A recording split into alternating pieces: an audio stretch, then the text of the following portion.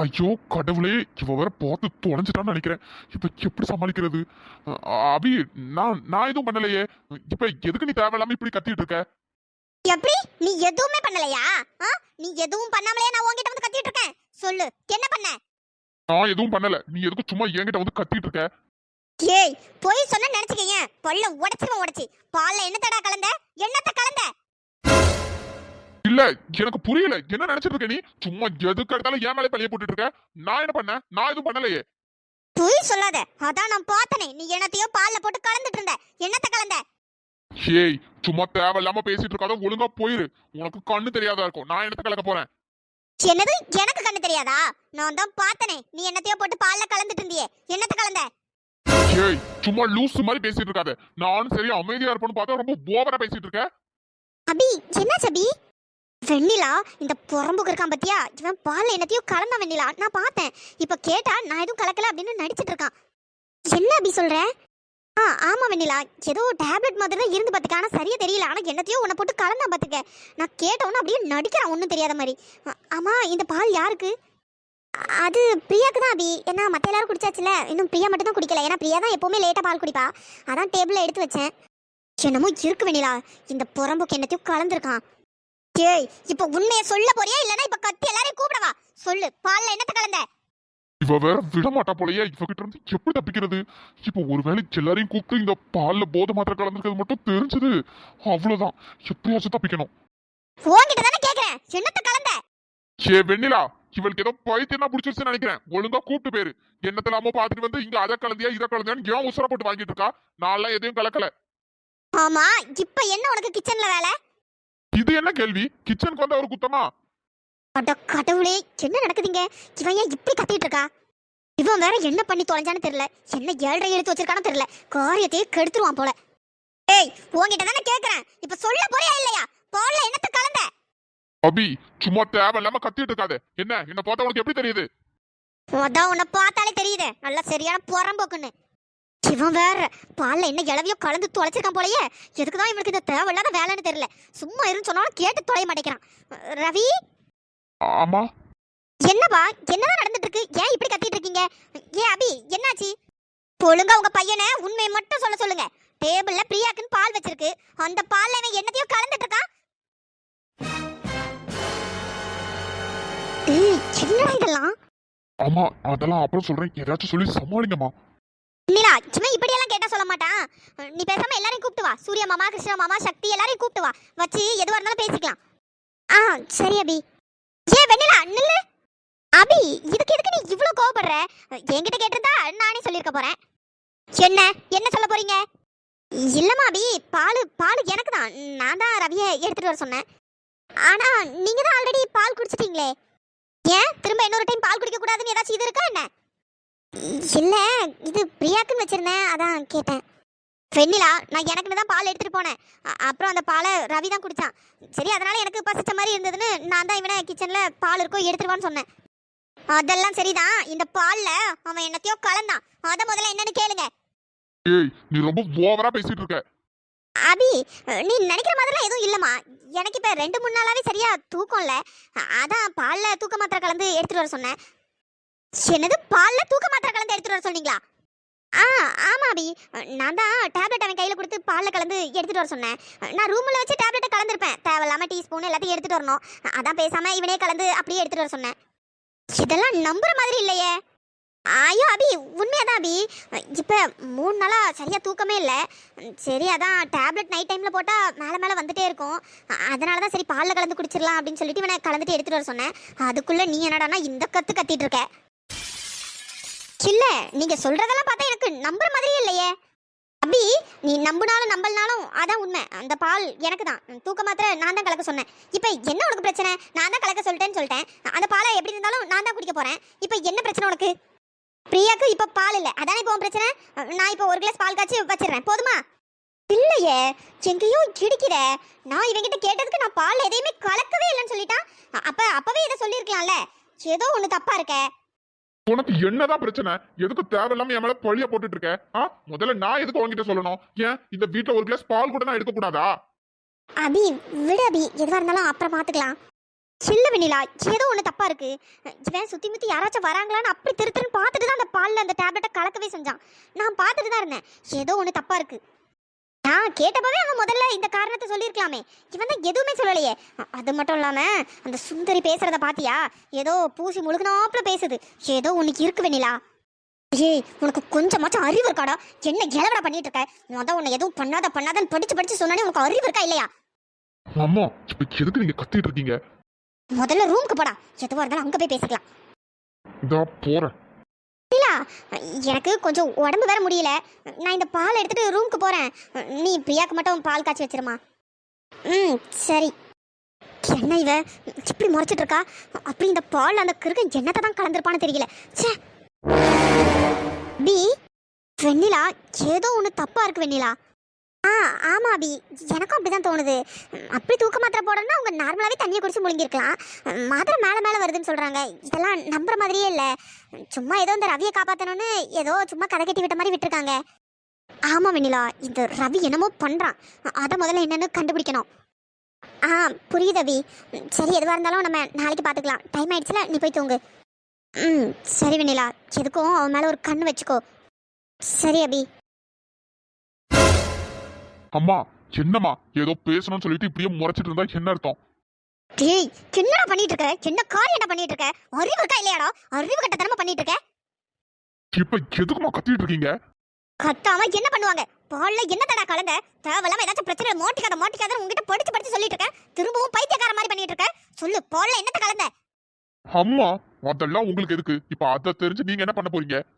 அப்படியே ஒரு அரைஞ்சல் வச்சுக்கீங்க. சேண்டா, அறிவு கட்ட தரமா பண்ணிட்டு இருக்க.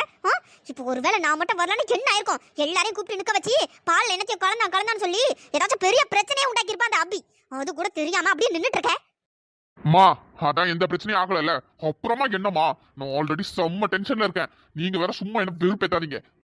அப்படி என்ன உனக்கு டென்ஷன்? நான் தான் உங்ககிட்ட ஏற்கனவே சொன்னேன்ல, எனக்கு தெரியாம எந்த பிளானும் போடாத, எதுவும் பண்ணி தொலையாதன்னு. ஏற்கனவே உன் தங்கச்சிக்காரி பண்ணி தான் இப்ப ஜெயில போய் உட்கார்ந்திருக்கா. என்ன அடுத்தது நீயும் போறியா? அம்மா சும்மா கத்திக்கிட்டே இருக்காதீங்கம்மா. என் பிளானையே கெடுத்துருவா போல. நான் வேற பிளான் போட்டுட்டு இருந்தா நீ அதை அந்த கெடுத்து குட்டி சோற ஆக்கிடுவா போல. ஆமா, பிரியா குடிக்கிற பால்ல நீ எதுக்கு முதல்ல டேப்லெட்டை கலந்த? அம்மா அதை நான் அப்புறமா சொல்றேன். நீங்க என்ன பிளான் போட்டு வச்சிருக்கீங்க? டேய், இன்னைக்கு என்ன நடந்தது தெரியுமா? அந்த பிரியாவும் அந்த கார்த்திக் பையலும் ரூம்குள்ள கட்டி பிடிச்சிட்டு நிக்கிறாங்க. என்னம்மா சொல்றீங்க? ஆமாடா, ரெண்டு பேரும் ஏதோ புருஷன் பொண்டாட்டி மாதிரி தான் அப்படி கட்டி பிடிச்சிட்டு நிக்கிறாங்க. கரெக்டா அந்த மீனாட்சியும் பாத்துட்டா. அப்புறம் என்னம்மா ஆச்சு?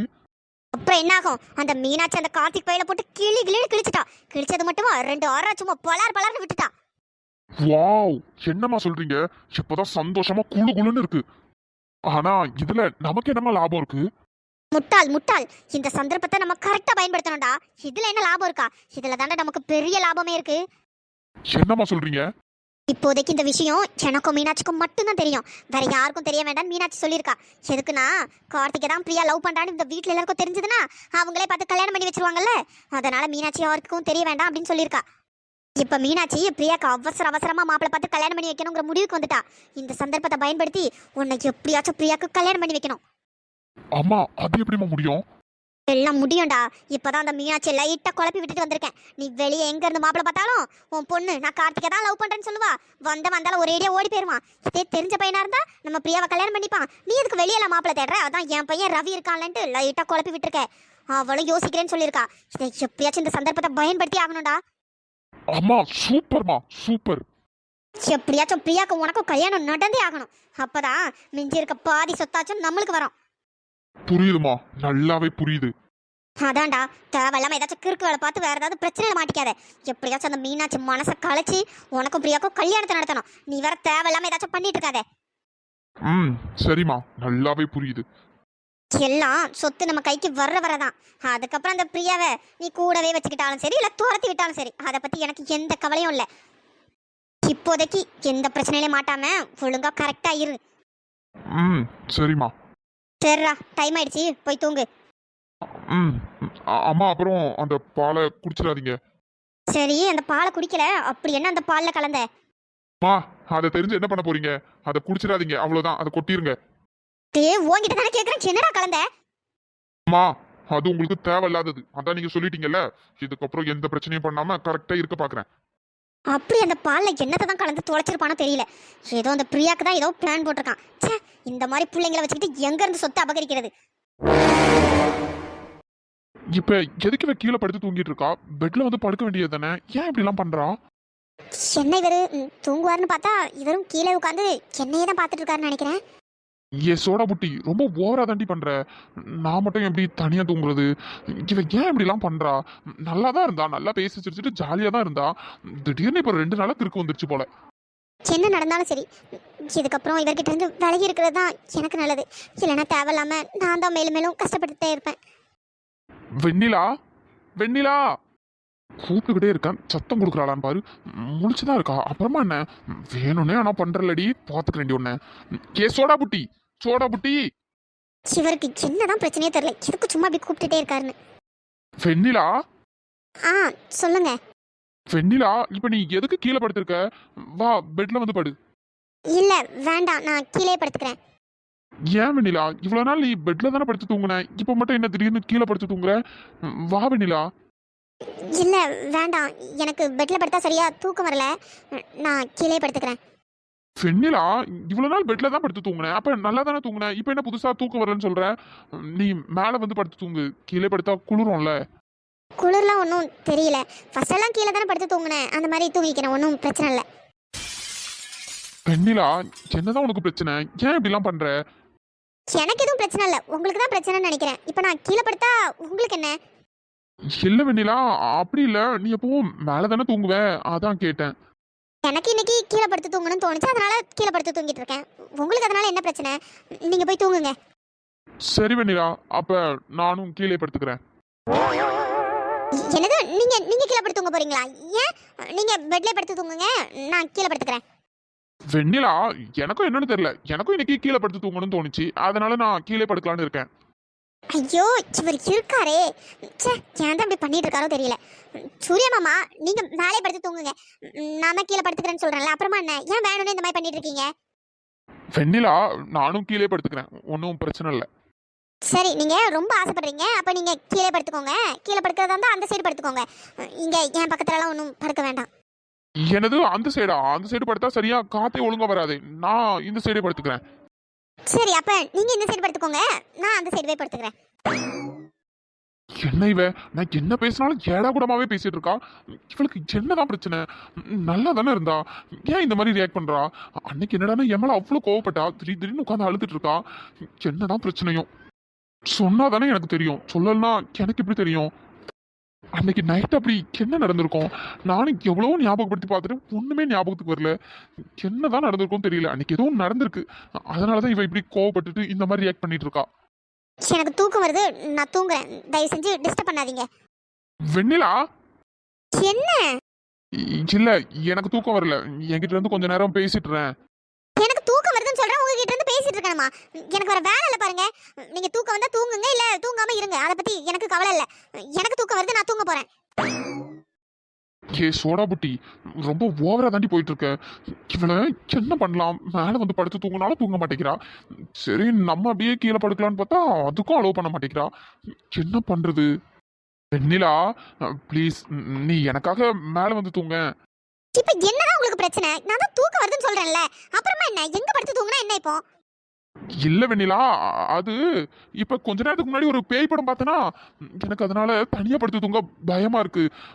நீ பக்கத்துல வந்து பட, இன்னைக்கு ஒரே ஒரு நாள் மட்டும் ப்ளீஸ் ப்ளீஸ் ப்ளீஸ். இல்லைன்னா நான் வேணா இப்படி ஒரு ஓரமா உன் பக்கத்துல படுத்துக்கிறேனே. என்னது, பேய் படம் பாத்தீங்களா? இதெல்லாம் நம்புற மாதிரியா இருக்கு? வெண்ணிலா, நீ நம்பலனாலும் அதான் உண்மை. எனக்கு பயமா இருக்கு வெண்ணிலா.